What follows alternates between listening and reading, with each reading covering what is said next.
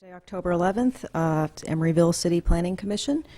Could we please have the roll?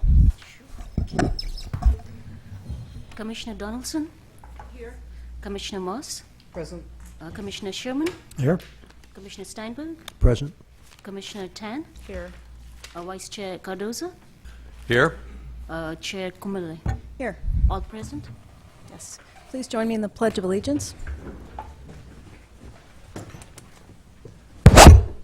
Pledge allegiance to the flag of the United States of America and to the republic for which it stands, one nation, under God, indivisible, with liberty and justice for all.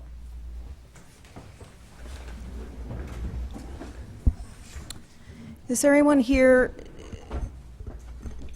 wishing to speak on any item, which is only one item, not on the agenda this evening? Seeing none, we will move on. Maru? Arlie Cassidy will make a presentation first, or is it? Good evening. Ben Stock, Special Counsel for the City, as you may recall from our last go-around at the last meeting. So I wanted to give you all an update of what has happened since the meeting we had September 27th. And what I don't want to do tonight is repeat all the evidence that was before you at the last meeting. We had a lot of public testimony, we had staff reports, we have the hearing transcribed from the last meeting, and I've submitted it to you all as part of the record. So the staff reports, all the comments from the last meeting are part of tonight's record.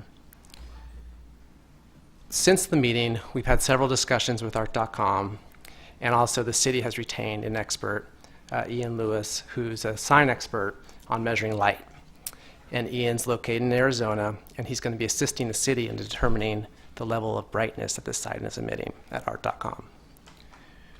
We have attempted to work with Art.com to establish standards and have when our expert shows up, to have the Art.com test the sign. There's a procedure that our expert would like to have in place before he tests it from some of the units at PPP. Art.com tonight has told us that they're willing to let us have our expert work with the Art.com timing of how to calibrate the machines for testing. So that's a good sign. So we're able, that's a good sign. So we're able to have that testing done, and we're going to have that testing done sometime at, I believe, October 25th or thereabouts, when the expert can fly out here. Tonight, what you have before you is whether to adopt the order that was before you last time, setting out a hearing for a modification procedure, or whether to continue that order again to a future date and let the parties continue proceeding on testing and figuring out what is the right standard. I'm not going to make a recommendation to you, but that's what's before you. If you do decide to adopt the order tonight, I would suggest you not set that hearing November 1st, but have it sometime later in November, and the staff report has several dates that you could pick from. So in order to give us a chance to figure out what that lumification would be on October 25th, what is happening out there at the site.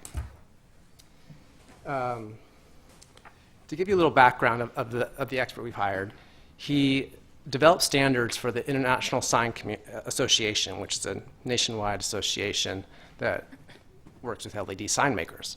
And the association guidelines, he drafted them. And from our preliminary review of them, it's 0.3 candles per unit is the unit that they recommend, that he drafted, to be the luminous at night. And how that transpires into nits, which is what this sign was measured in when you all approved it a while back, there's a lot of ways of getting there, and that's what we're trying to figure out right now. He will come out here, as I mentioned, and start that process so we can have some objective data in order to figure out how bright is too bright. So that's all I have for you tonight. I don't want to stand up here and talk about the standards of nuisance and all the rest. We covered that ground last time. You have more than ample evidence to adopt the order tonight should you want to proceed in that fashion. And you also have the discretion to continue the hearing. Do you have any questions? Has he evaluated the luminosity of the prior Siebel sign? Thank you. We've had conversations with the Siebel designers, and we're trying to get more data. But yes, he's looked at some of the issues on the Siebel sign and how it relates to the current brightness. And it should be noted that when we talked to Siebel, my colleague talked to Siebel, they were very clear that this sign is brighter than the Siebel sign was. That's their opinion. It's not our expert's opinion, but that's their opinion. Thank you. Another question? And now Kevin from art.com is going to come up here and give a couple of comments on behalf of his client.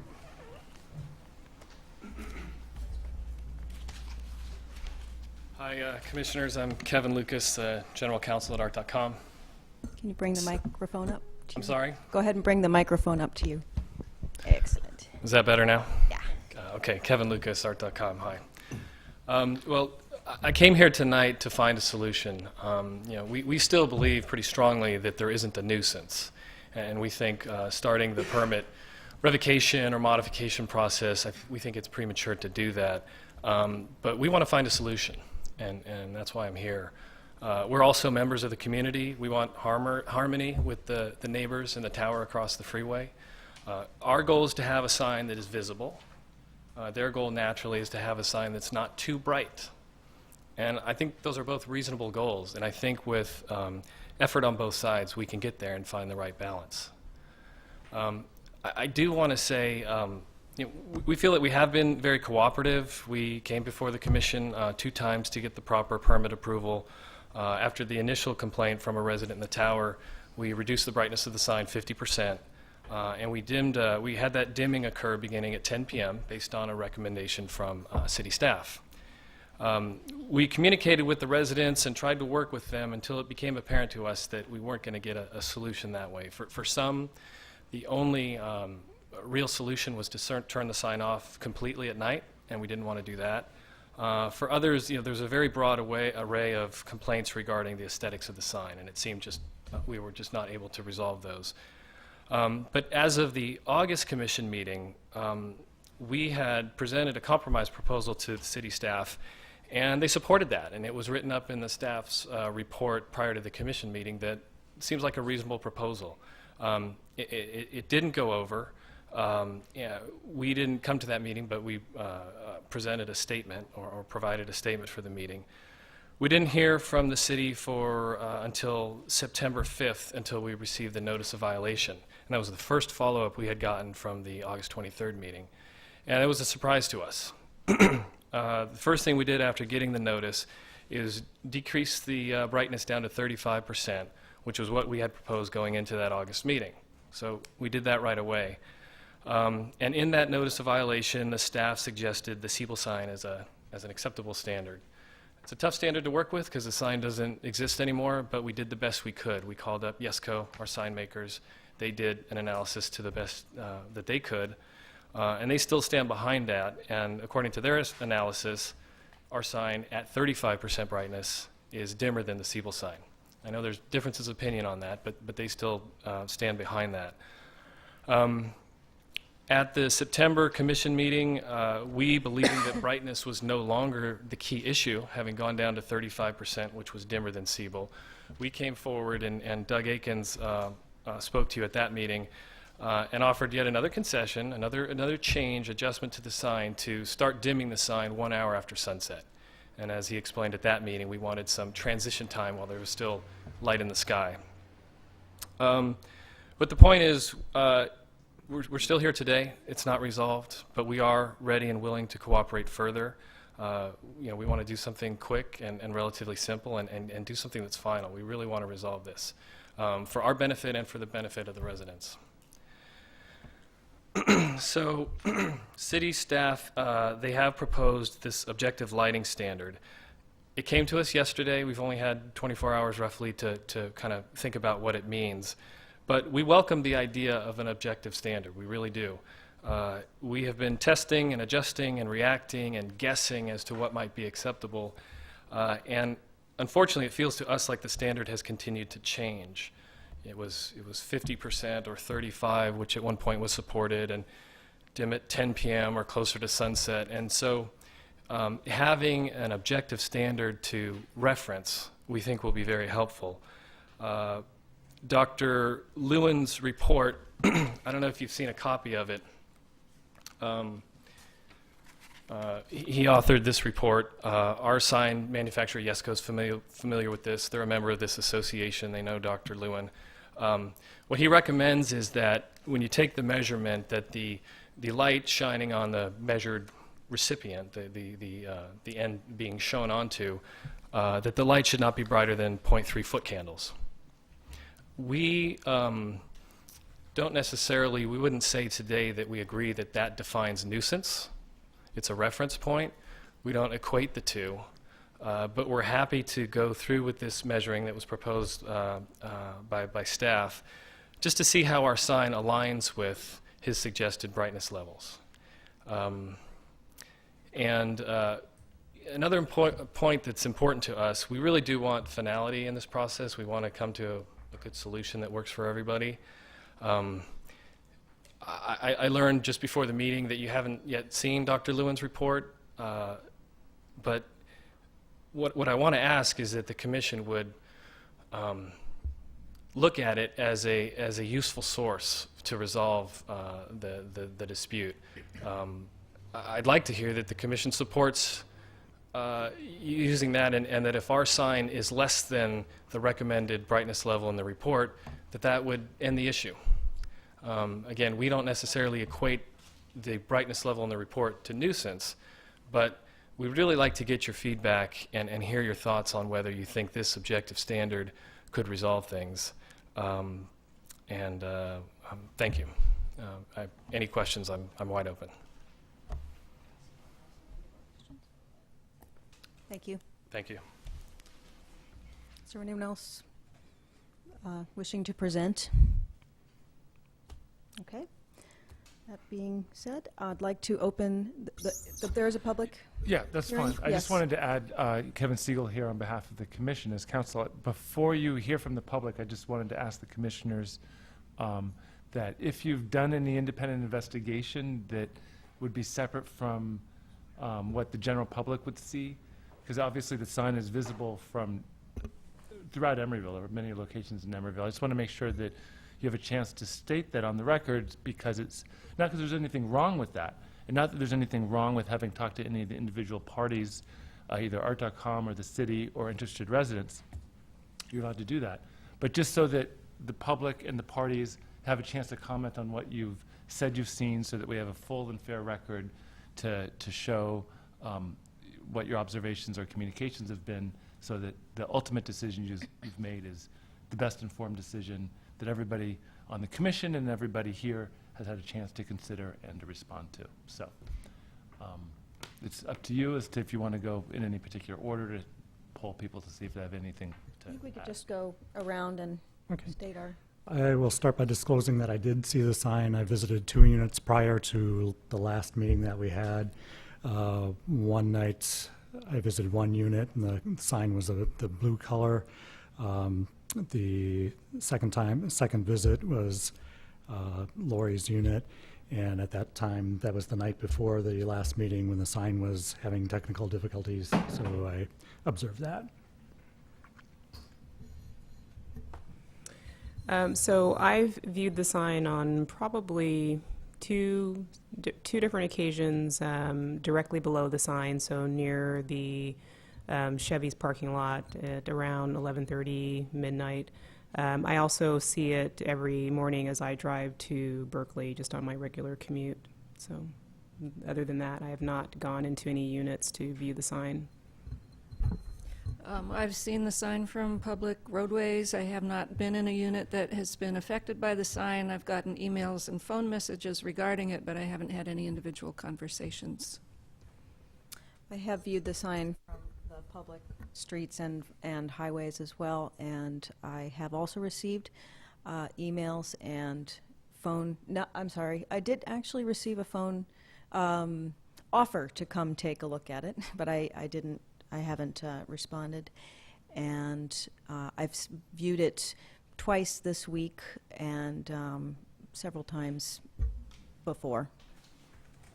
I viewed the sign most mornings bicycling along the Bay Trail, and I have once visited at 8 p.m. in the evening Lori's unit, where I saw the sign supposedly at 50% reduction, and that's my experience. I also have viewed it frequently from the highway. I have not visited a unit, however. I did view the sign in addition to from the public roadways. I did view it from Reza Elkani's unit on Tuesday night. All right, thank you. Great. And now we can open the public hearing. Anyone wishing to speak, please come up and sign in as well. You have 3 minutes to present. As you all know, my name is Lori Carson, and I've been a resident of Pacific Park Plaza for 20 years, and I have never before had a complaint. We're here this evening to again state our views, and we feel it is imperative that you move forward with the revocation and modification proceeding of the art.com sign. Most of you, or some of you, have viewed it from different locations. Some of you have viewed it from our own spaces, and you've seen it for a short period of time. But we, in our 1,040 square foot apartment, see it from every window, and we see it 24/7, and we've been looking at this sign for 5 months. We too would like a fast resolution. However, we don't want it so fast that it's not every angle and every point that we bring up tonight is considered. Today was a foggy day, and the art.com sign was the only lit sign in the skyline. Every single business sign is off in Emeryville during the day except art.com. As far as I'm concerned, it stood out like a sore thumb. One by one, we're going to point out the following things. We will show you that the permit process was flawed and that the commission was not aware of the brightness or the long-distance visibility of the sign, and I have it stated in an email that was sent to me by your assistant city planner. The talk of the percentage of dimming at 35%, 65%, none of it is relevant. None of it is, because at 100%, this sign was blinding. It had a brilliant glow that projected the art.com color flavor of the day or night into our condos. We will show you that the permit has multiple violations. We've reported before the holes in the sign on both sides, the maintenance, color changes, compatibility with the neighborhood, and other issues. We will show you that the signs impact the broader community and has branded our city. We will show you that the signs are a public and private nuisance, and that it interferes with our quality of life and the quiet enjoyment of our properties. We invited you and the art.com, anyone from art.com, to view the sign from our condos. You invited us to attend your meetings. You showed up and we showed up. And I don't even know if there's someone from art.com other than their counsel here tonight. But I have to tell you, if I had a neighbor who had complained about a quality of life issue due to my sign, I would have been there in a heartbeat to view it. If I knew that my sign was causing a public or private nuisance, I would have shown up at each and every meeting here. And had they shown up, they would have known about the other meetings that were scheduled. You also had them on the videos, and you also had staff reports available to all of us. We now all belong to the city site, so anyone can have that information. We feel that art.com has not shown good faith. The first time we heard from them last time, they put an offer on the table by council that was a take it or leave it proposal that talked about a sign change during the day and color that it wasn't even an issue on our agenda. I will complete by saying we're back to where we are on September 27th. We're pleading with you and asking you to please revoke the permit for the north sign and modify the south sign. Thank you. Thank you. Is there anyone else? Hello, I'm Brian Gross. I live at Pacific Park Plaza. I've been an Emeryville resident for 27 years, and I'm a 30-year art dealer with a gallery in San Francisco, and years of experience dealing with public art and art and architecture projects in the public and private sectors on the East and West Coast. Through my years of experience and training, I have a knowledge of what good design is. I can tell you that good design has to do with a compatible integration of art and design elements with architectural and the environmental setting as well as the natural settings. What do we have now? The art.com sign signs, both of them, north and south, are giant LED billboards that are completely and thoroughly out of keeping with both the 2100 Powell Street building and the urban and natural surroundings of the East Bay shoreline. I wanted to point out that we're just one community, Pacific Park Plaza in Emeryville, but actually that sign impacts the entire East Bay as it does hundreds of thousands of drivers on Interstate 80, and we haven't heard from those people. The elements of the sign that I think are completely do not work, the massive scale and block letters bear absolutely no relationship to the scale or lines of the building. The illumination, which is garish, does not even read well at night as it becomes a splashy blotch of color. I've noticed it many times at night. You can't even read it until you're extremely close to it. The changing color choices read more like a Las Vegas Strip than the small urban environment of Emeryville. It breaks my heart that Emeryville seems so far willing to sell out the restraint and values, good design values that we've had in place and built over the last 20 or 30 years. The non-performance of the art.com sign according to your conditions of approval. In your conditions of approval, A, that it would be compatible with the neighborhood, size, materials, colors, graphic style, that the proposed signs are compatible with the surrounding office tower complex in terms of size and placement and offer no glare or annoyance via illumination to nearby residences. This is a complete and thorough disregarding of that condition.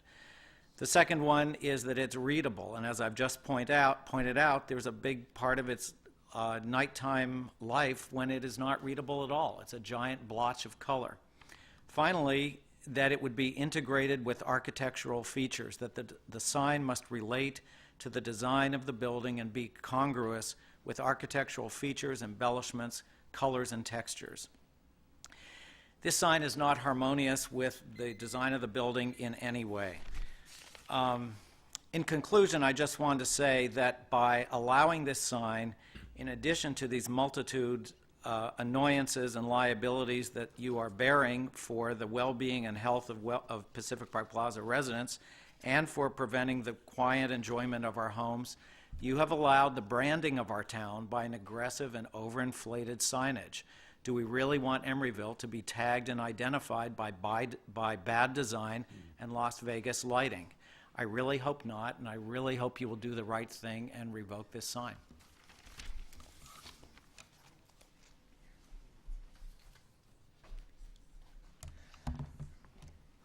Madam Chair, Commissioners, my name is Harold Jones. I live on the 29th floor at Pacific Park Plaza and speak from firsthand visual experience. I'm here to support the request for modification. However, before we begin talking about modifying the permit, I think it's important to talk about the fact that the applicant is already violating your existing conditions of approval. Staff rightfully determined that the color illuminations for the sign were incompatible with the neighborhood and presented a visual distraction. So the following thoughtful conditions were adopted, each of which has been violated. Condition number 1, the sign shall be restricted to one color per 24-hour period. They're in violation of this. The sign currently changes colors 2 or 3 times a day. Condition number 2, there will be only 4 annual exceptions to that restriction. Well, obviously, they're already in violation of that. Condition number 3, there will be no mix of colors or color animation at any time. They're in violation of this. On several occasions, colors have been mixed and/or animated. Condition number 4, the sign shall be maintained as approved. They're in violation of this. On numerous occasions, portions of the sign have been unlit, causing sometimes even embarrassing misreads. For example, if you drive by tonight, you'll notice that the upper portion of the letter O in the word .com is not lit. Condition number 5, operation shall not cause a public or private nuisance. Well, they are in violation of this, a violation not only of the conditions of your approval, but conditions set forth in the Emeryville Municipal Code. So clearly, these in and of themselves should be sufficient grounds for the Commission to take a decisive action. But there should also be serious concern about whether or not you're setting a precedent for the future. Are other signs going to come along and use art.com as their model? Emeryville is recognized for its thoughtful and balanced approach to development, and we've supported that balanced approach, and we help to elect officials like you who share that kind of commitment. Pacific Park Plaza is considered a landmark, and you probably detect a sense of pride because it has a great location, its amazing view. Channel 2, Channel 7, Channel 5 all broadcast from atop our building. So there's a lot of vested interest in what goes on at that building. Pacific Park residents represent more than 10% of Emeryville's total population. They also represent approximately 25% of the registered voters in Emeryville. So we recognize that we matter, but we also recognize that the businesses in our city matter. They're the ones who are bringing in revenue, providing jobs, and helping to improve our city. But when there's a conflict, it's been our experience that we sit down and we figure it out. And unfortunately, I'll conclude by saying .com has not demonstrated that kind of community yet. The applicants are clearly in violation of their existing conditions of approval, and that raises some concern on our part as to whether or not they will really do what they say. That aside, there's more that needs to be done to fix this problem, and we will show tonight what those requests are. There was comment from ArtCom rep tonight that there was a desire to meet and address the concerns. And I went through all of the files, and I've not seen one thing requesting to meet with the community. In fact, the one letter that I did see was signed art.com. So I would like to invite Mr. Com to meet with us, so we could have at least an opportunity to find out who he is or what it looks like. But we ask that you understand our position and take decisive action. Thank you. Thank you.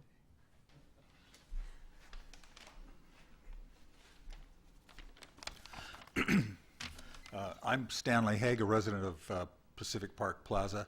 I'm wearing the art.com color of the day today.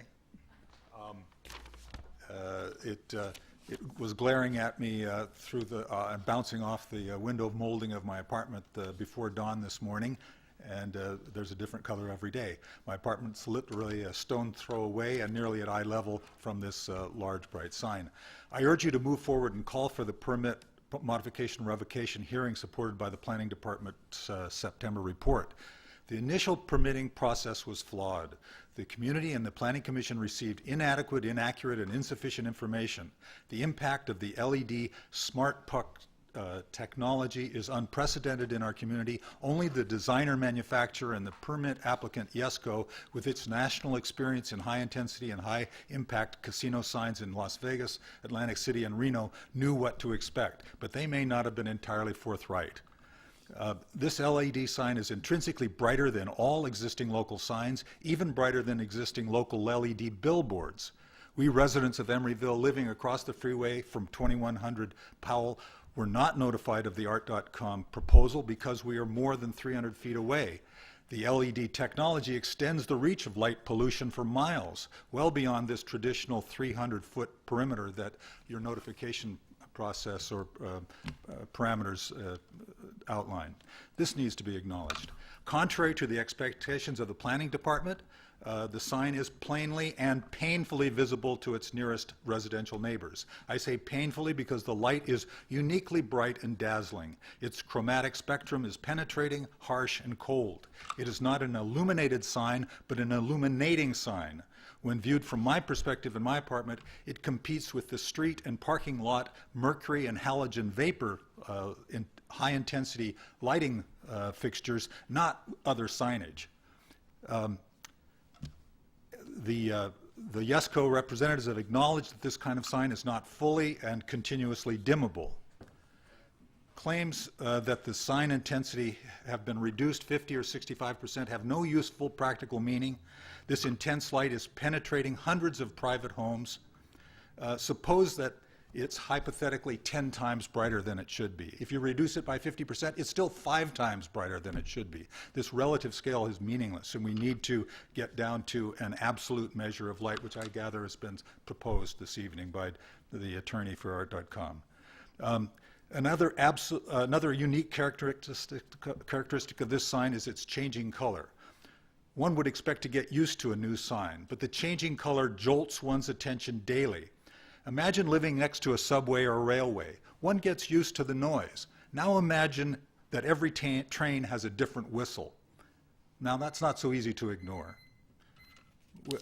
With regard to this sign, no one except YESCO knew exactly what to expect. The Planning Commission granted the permit on the basis of the evidence presented. We are now appealing that decision on the basis of new evidence and new eyewitness accounts, and we think that's justified. Thank you.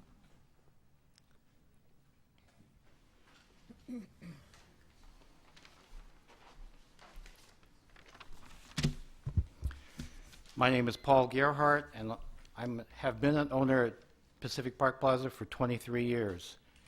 And now this is the third time that I'm up here speaking about the art.com sign. Nothing has changed in the past 2 weeks. The dimming has not worked, and I want to be clear about that. The dimming has not worked. The sign is a mistake, it is a public, and it's a private nuisance. The art.com sign has totally destroyed the quiet enjoyment of our home. The sign, the light, invades into every room of our home 24 hours a day. We can't escape it when we're home. The sign is causing us loss of sleep, it's making us sick, and I'm just getting sick and a headache over this thing. You know, I'm home and I can't escape it. I've tried to get used to it. And I've stared at the Hilton Garden sign for 15 minutes, and that doesn't hurt my eyes. And I've tried to stare at the art.com sign, and within a few seconds, my eyes are burning. I can't get used to it. Do not believe the art.com attorney that dimming the sign will fix everything. The sign is just as bright as the first night. Trying to dim the sign, it's a joke. I'm a retired firefighter, and my experience with LED lights is for emergency vehicles. The LED lights are brighter than any other light around, day or night. And that makes sense for an emergency situation. The LED lights for this sign, right in front of my windows, it's absolutely crazy. This art.com sign is extreme light pollution 24 hours a day. This art.com sign is a blight on Emeryville and hurting our health and our property values.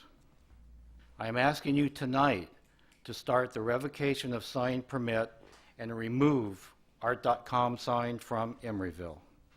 Emeryville is a beautiful city except for the art.com sign, and you can change that tonight. And by the way, it's my understanding that the sign permit that art.com agreed to has an indemnification clause to the city, so art.com has to pay the legal costs for the city in this matter, not the city. Thank you very much.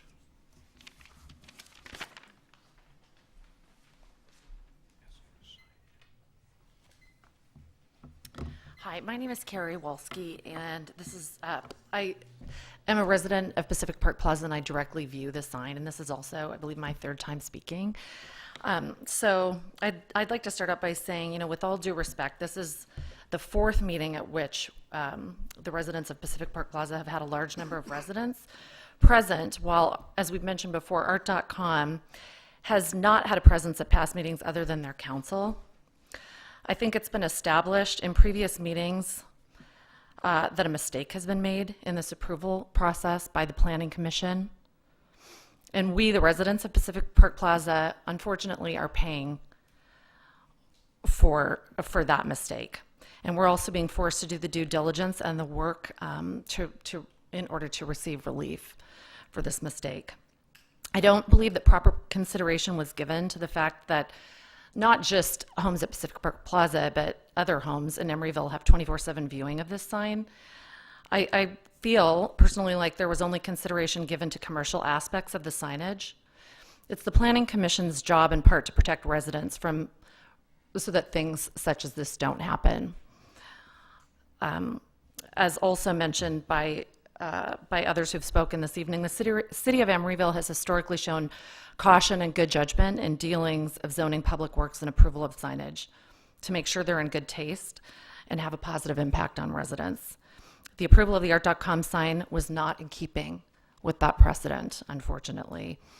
I also believe that it's been established by attorneys for the city at the September 27th meeting that the art.com sign violates major design review permit and causes, as we mentioned, a public and private nuisance and prevents residents of Pacific Park Plaza from the quiet enjoyment of their homes. So finally, I'd like to give just a couple personal examples that I have mentioned before of how it's interfered with my personal quiet enjoyment of my property, not to mention the decline in value for either selling or renting my unit or others in the building. I have personally experienced lack of sleep or trouble sleeping as a result of the sign. This, in the long term, could impact health. And I have had guests who have spent the night in my home who have not been able to sleep, even switching positions and putting a pillow over their head.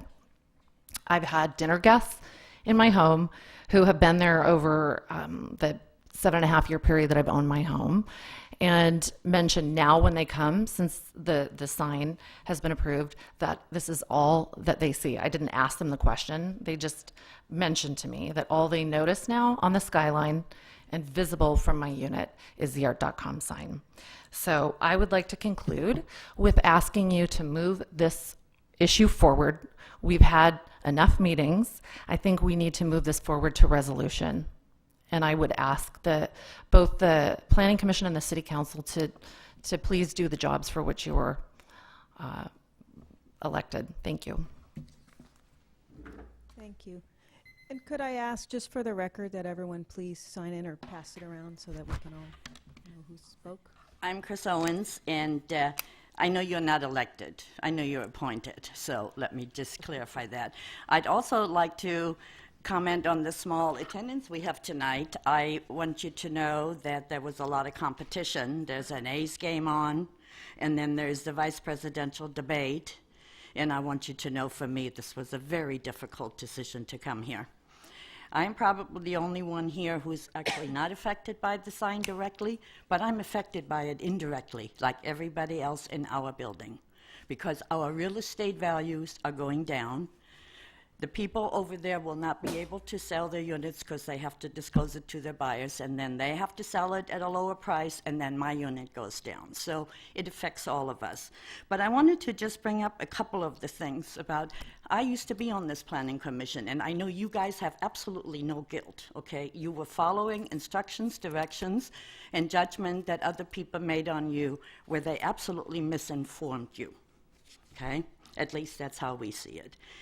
Nobody ever, other than Yesco, knew the intensity of this sign, and I am really, really upset about Yesco actually having issued a letter where they said that the signage is the same intensity as the Siebel sign. Excuse me. We have lived with the Siebel sign for 5 years, and there is just no such thing. But everybody, I guess, was buying into that. And then they are talking about that this is a business establishment sign. Well, excuse me. You can't go into that business establishment because it's a .com company. It's purely an advertisement sign. We know that. That's what it is. So, and then also the staff report on the findings as to, why you should approve this project again states that the sign offered no glare or annoyance via illumination to nearby residences. Hello? I mean, obviously that's not true. So you were misinformed on that. Now, as to the reason why you should revoke or modify the sign, the real main thing is the public or private nuisance. And let me tell you what I found. The attorneys for Art.com gave me and gave us the perfect reason for you to do so. And I'm going to quote in their letter to you guys from September 14th, they say, the Emeryville Municipal Code does not define the term public or private nuisance, but California law does. And they cite the code sections 3479 and 3480 and 81. And it says, a nuisance is essentially some condition of real property that deprives nearby property owners of the reasonable use and enjoyment of their property. That is what they are doing to us. And it further says, to comprise a public nuisance, the condition must affect at the same time an entire community or neighborhood or any considerable number of persons. We are a community. We're the second largest community in town next to Watergate, and that alone is enough reason, and we hope that you will give us some relief and do the and schedule the revocation modification hearing. Thank you. Thank you. Good evening. My name is Reza Ilkhani. I am a 14-year resident of Emeryville. I wanted to first address the issue of the economic effect on the residents. In a former life, I was a financial economist working on very high-profile litigations. The affected units that are the units that are being affected, they have a combined value of over 100 million. So if you do a 10% reduction in value, you're looking at a 10% damage to the residents of Emeryville and subsequent revenue loss to the city of about $1 million in economic damages in terms of the tax revenues. But more importantly, I also want to talk about the personal effect that a lot of people have alluded to already. I said I'm on the 19th floor, so the sign is directly on my eye. So for example, when I come home, I want to sit down and just have a normal dinner. The sign is directly in my eye. Additionally, it hits the window where we sleep, so that means that I have to roll all the blinds down. So it really has a personal significance. Additionally, when I commute to Emeryville, I can't really even see the sign. It's a big blur. And the thing that I really want to ask the gentleman from art.com is that to be truthful and honest with yourself and think through the wisdom of the sign. For example, when a company tries to make a product, they do a focus group. Please look at us as your focus group. If so many people are irritated with the sign and are vocal about it, how do you think normal people feel about it? Do you think that it brands you as a very, however you want to brand yourself? And at the same time, also, you may want to think about the bad press that you may get. Right now, it hasn't escalated, but it might. And so I want you to think through the second order effects as well. Thank you. Thank you.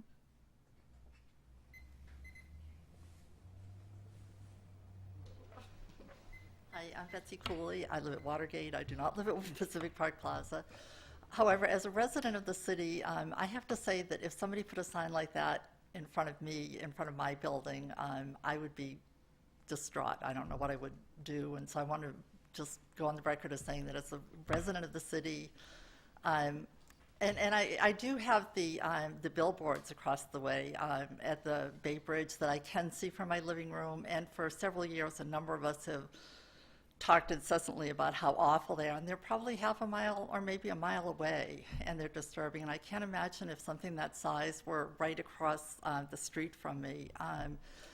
And I have to say that I accidentally ended up at these meetings because I was at a city council meeting when it was brought up, and then I had come actually for the tree ordinance at the last meeting, and I've heard the Pacific Park Plaza residents speak. And what has occurred to me is that if art.com had realized that it was going to have this effect on the Pacific Park Plaza residents, I think that they have an ethical and or moral obligation to have divulged this.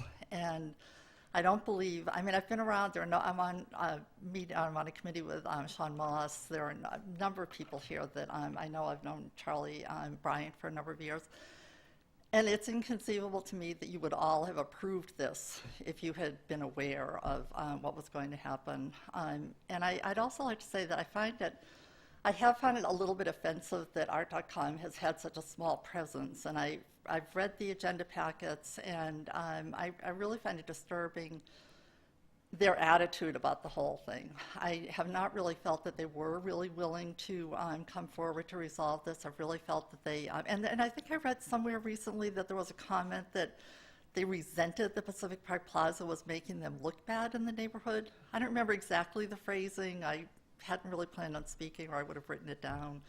But to me, it's just astonishing, putting it off on the residents who are actually having to live with this. And so as a neighbor in a neighboring community and as a resident of the city who would not want this to happen to me, I want to give you my view. Thank you. Thank you.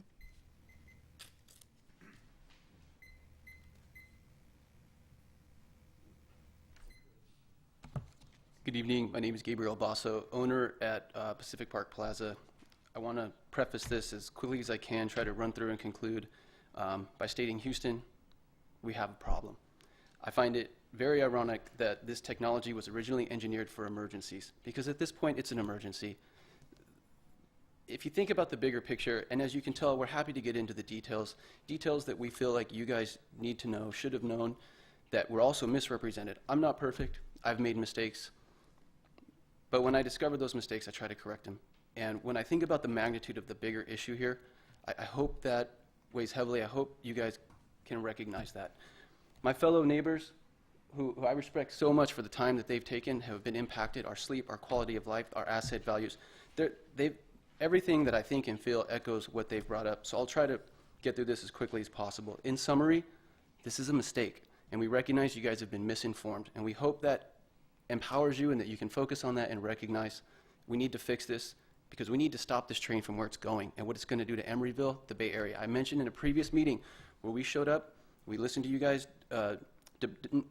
deliberate, and we're asking for more action now. Other areas, other communities throughout the Bay Area are revoking the signs. A couple of corrections. I think the property tax, the revenue is a little different for the city of Emeryville. We can quantify that. I used to be a property tax consultant. It's not a sign, it's an advertisement. Let's think about this. Let's use common sense. Are they open for business at night? Do customers need to find their location? It's an advertisement. That is an undeniable fact. Regardless of the legal technicalities, if you think about it, common sense tells you this is an advertisement, and that's in violation of the 660-foot zoning rule for the city of Emeryville. There have been permit violations. There have been misrepresentations, which, if intentional, verges on fraud. I just don't know where to begin. There's so much to highlight here. We have not been involved in a public process. We haven't been consulted to the extent that before this was done, they invited us, as far as I know. I'm surprised to find out that we've overlooked that they are responsible for the legal costs. I think that's important because that was a big concern for the commissioners at our last meeting. And I believe we've discovered that is not something that needs to be a concern. I believe Art.com is responsible for those costs. So there seems to be a tsunami of facts and an overwhelming obvious information. One of the gentlemen that spoke pro-business, also a commercial banker, has already begun the process of selling his property. Marin residents from Marin County, which is a community that's done such a great job of preserving the natural integrity, the sanctity of their natural environment, have told us, even though we had one comment that we haven't heard from residents in other areas, we have. They can't believe what's happening to Emeryville. I'm going to try to conclude with what compelled me to buy the property. I came here in 1991 as a freshman at Berkeley, and I saw that amazing, beautiful view. People from all over the world spend lots of money to come here to experience that natural, beautiful Bay Bridge, the Golden Gate Bridge. It's taken 20 years of hard work, paying my way through college, not a single penny from student loans or from my parents, to afford this property. I bought it a year ago, and the view was the most compelling element, and it's absolutely true. In a letter that I wrote, this advertisement is inescapable, it's conspicuous.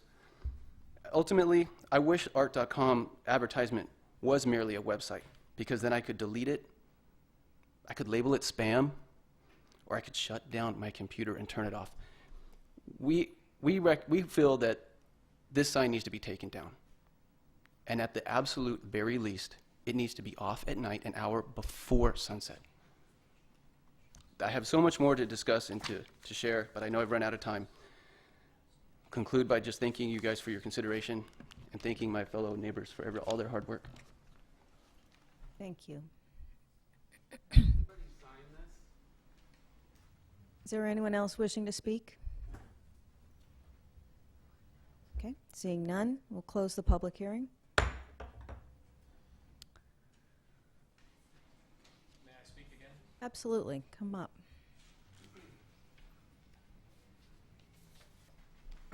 So, for those who weren't here when I started earlier, my name is Kevin Lucas. I'm the internal general counsel at art.com. Here with me tonight is Doug Biddle. You might have met him at the last meeting. Also, Terry Hill, our Vice President of Human Resources. We're here tonight, and we want to find a solution. I want to react. I just made notes to what people were saying, so my comments are not well organized. I'll just try to hit some important ones, but I really want to react to some things I heard. First of all, one point of clarification. The sign can be made more dim. I think it came out at the last hearing that reducing the brightness to 35% brightness level was a limit that we couldn't go under.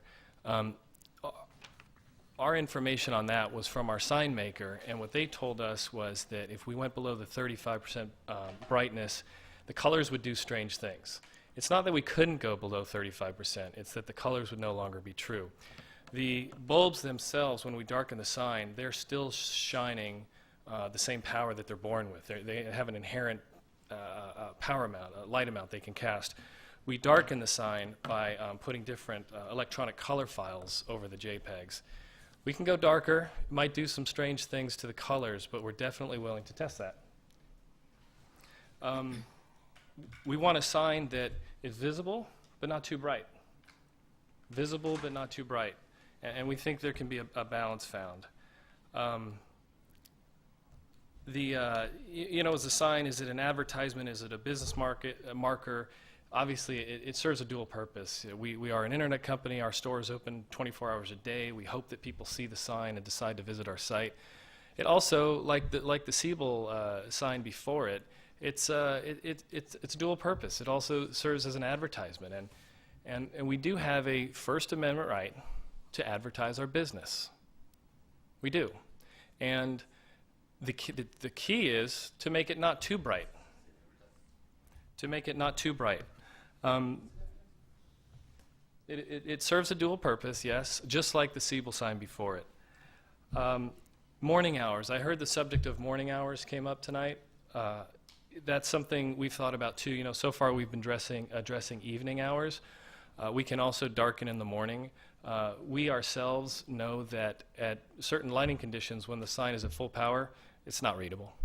So we want to darken it, but we've been focusing on what was the most immediate thing put in front of us, and that was taking care of the nighttime hours. But the solution that we imagine works 24 hours a day. You know, there have been some malfunctions in the sign lately. We've even told city staff and warned them about those. We don't believe the sign changes 2 to 3 times per day. That's not allowed by our permit. That's not how we design it and intend to operate it. You know, some pucks need fixing. We've already called those to be fixed. These I would characterize as exceptions that need to be dealt with quickly, but they don't rise to the level of a permit violation. Allow me a moment.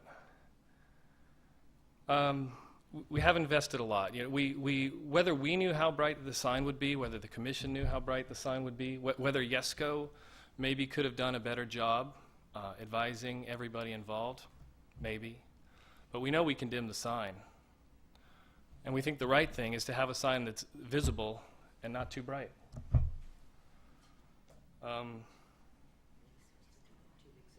We didn't misinform anyone. We haven't. We followed the process to the best of our ability. Let me just close by saying, you know, the reason we're here tonight and what we want to do as quickly for these residents as possible is find a good solution. City staff has proposed this idea of measuring the brightness of the sign. We are more than willing to go forward with that quickly to just see how bright the sign is and maybe align it with other signs in the community. We're ready to do that and we're willing to cooperate. Thank you. I have a question for you. Yeah. Considering that you've had this 2 weeks to work on a solution, I'm curious as to why you did not explore dimming the sign further? We actually did some testing recently, and we were really concerned about the color quality, and so we had to reinvestigate that, talk to our sign maker again, what is the issue on the brightness. They explained it. They had to build color files for us and send them to them, and then we'd load them in and go out at night and look at them. So we took some time doing that, and what we discovered is, yeah, there's a little color variance, but not anything that we can't live with. I'm confused then. So you did do some testing. Just this week. How long was it up? Just this week, yeah. How long was this more dimming up, this lower? We did it one night earlier this week, and over a period of an hour, maybe 70, 80 minutes, we tested it at different gradients. Okay. Did that answer your question? Well, I'm just curious, considering how many people across from your sign have been so upset, why you wouldn't have tried to leave it on a little bit longer at the lower dimming. That's the part that's confusing to me. Maybe I don't understand the question. We wanted to make sure that the colors would look good at a darker sign. Mm-hmm. And you're asking why didn't we just leave it that dark? Yes. Well, we're here tonight to offer that as a solution to darken the sign. I know, but that was part of what this 2 weeks was about, so that's why I'm a little confused. Well, a lot has happened in the last 2 weeks, including this proposal to measure the light. So maybe I don't have the best answer for you, but we are willing and ready to test different sign levels. Okay. Are there any other? Further. Understand that we really thought we were at a limit. We really thought we were at a limit at 35%. That's what our sign vendor warned us not to go under that. We, in the last 2 weeks, went back to them and said, tell us about that again, because it's not working. Are there any other I have a questions? question, yeah.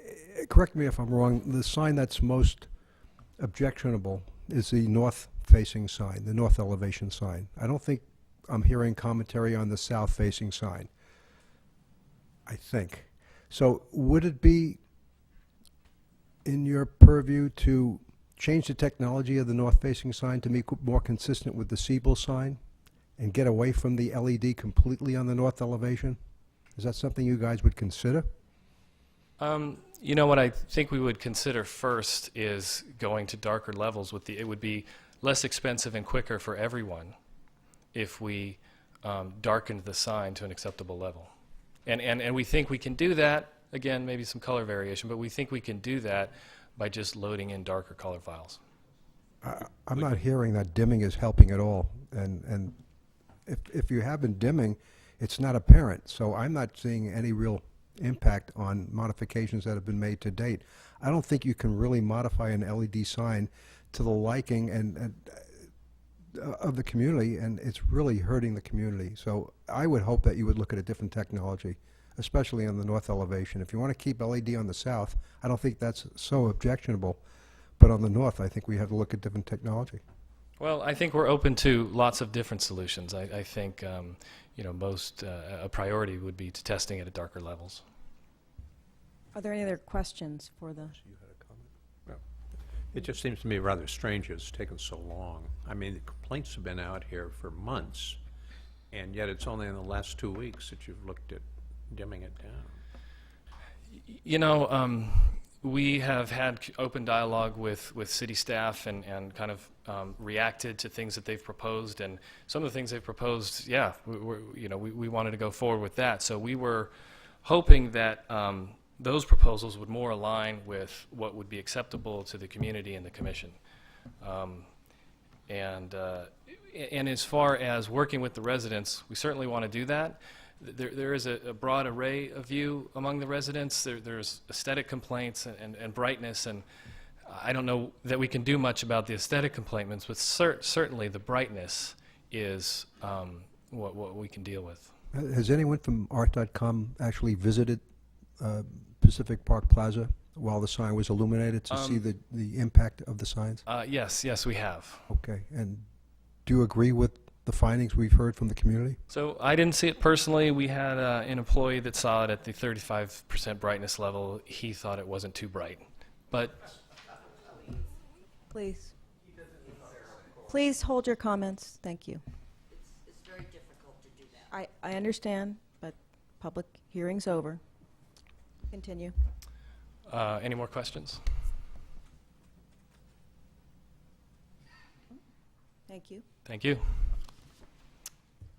Okay. Who would like to start? Yeah, I'd just like to make a motion that we do an order of revocation or modification of the sign. Before we make a motion, does anyone have anything they'd like to? I want to ask a question of Charles. Is that possible, Charlie? I mean, how will this impact our sign ordinance? What the decision we make tonight? Is this in our ability to actually revoke a sign that I don't know the signage sections by heart, but how does that affect us going down the road as far as precedents? So at the last meeting, we laid out the legal framework under the municipal code, and if they're violating their permit and the conditions, and it's in fact a nuisance, you do have the power to revoke or modify their sign ordinance or their sign permit. And it has nothing to do with this, the technology of the sign, the source of the illumination? No. Okay. Any other questions while I'm up? Okay. I guess I also support issuing an order to initiate an action to modify the existing permit. But at the same time, I would really like to see art.com communicate more with the people at PPP. I think that's been a big part of the problem. Is I think a lot of things could maybe be resolved better if there's better communication. There's a very interested group of people here. They're really dedicated to getting this resolved. I think these are very reasonable people, but I don't see any communication, and a number of people have really presented that tonight, that where is the presence of art.com here other than the attorneys? So I would encourage you to, as we move forward with this, maybe you can get it resolved before this goes too far. But you've had a long time to do it. I really encourage you to work with the people, see if we can set up testing, see if you can meet with the people and say, give us your input on this. What colors work? Are there things that work or things that don't work? Give us feedback, and just generally work with the people. Well, I think that this is a precedent-setting situation here, and it it is greater than just the art.com sign for Emeryville. And I encourage that a more comparative approach be addressed, and let's stop talking about percentages because it's not really the issue. I'm hoping that there could be some work in terms of a sign in the city that is acceptable light. I know that once upon the time, the Hilton Garden Inn sign was too bright, and now the art.com sign is purportedly brighter than that. And so maybe finding a sign, maybe not the Hilton, but that was an acceptable level, and then meeting that level might be an option. I also would encourage the art.com to, as a good faith effort, possibly to turn off the sign an hour before sunset until we do resolve this issue. And that might go a long way to create some good faith in the community. So, is there any other comments? I would second that motion. Before you vote, could the mover of the motion perhaps clarify the date? Because the resolution doesn't have a date for the hearing, and we've got a motion and a second. What about So date? the hearing was preferably not for the 1st of November. Is that correct? And Well, it needed to be later? Or? The staff report, if you see on the bottom of page 1 and then over to the beginning of page 2, sets forth a number of dates as options. Where is it? If I may, we have a couple of requests on dates. November 27th and November 28th are really problematic for the prosecution team. So we would hope you wouldn't consider those dates, and same with November 13th. Okay. So you're suggesting the 20... The 26th or the 29th. 29th. Which ones do they want here? Or the 29th, which isn't They don't want the stated. 13th.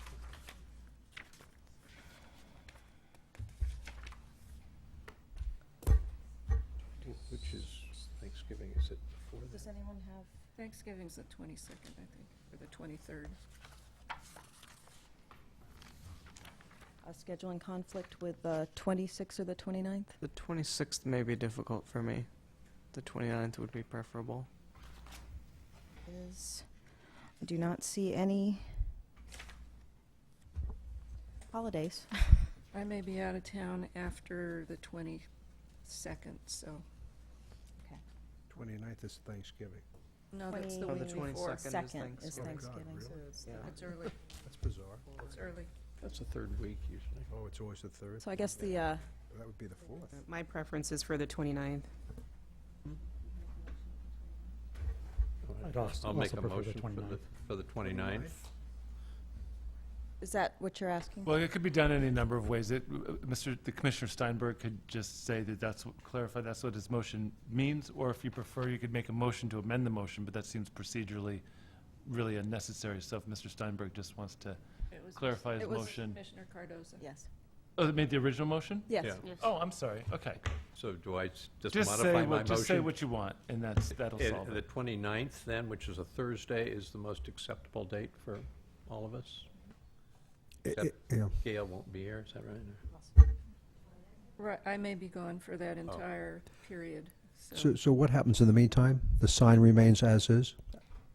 I would hope that in the meantime, they continue to try to resolve this so that we don't, That's the purpose of stretching it out a bit, huh?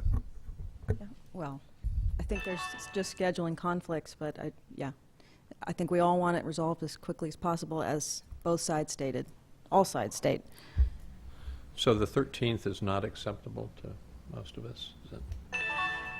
Oh.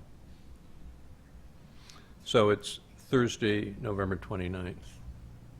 Okay. So that was the motion, and then there And was a second. I will second that.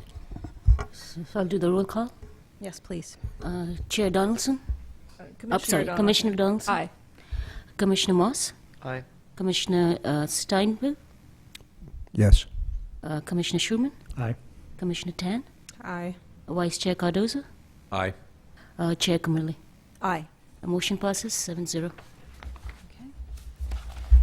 Well, we have quite a good amount of time to get this resolved, and I truly hope that you do work with the community to make this a quick resolution that is acceptable for all. So, with that, the meeting is adjourned.